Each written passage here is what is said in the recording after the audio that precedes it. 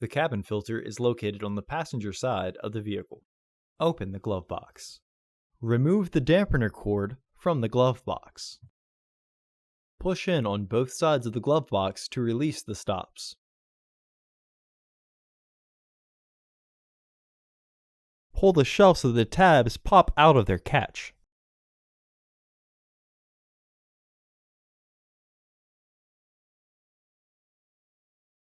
Unclip both sides of the housing cover to remove it.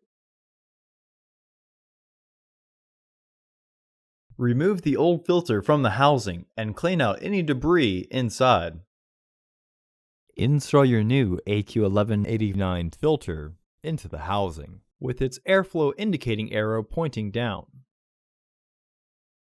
Reinstall the filter housing door. Clip the shelf back into the glove box. Reinstall the glove box assembly. While pulling the dampener cord down, partially close the glove box to re-engage the stoppers and then reinstall the dampening cord. Close the glove box.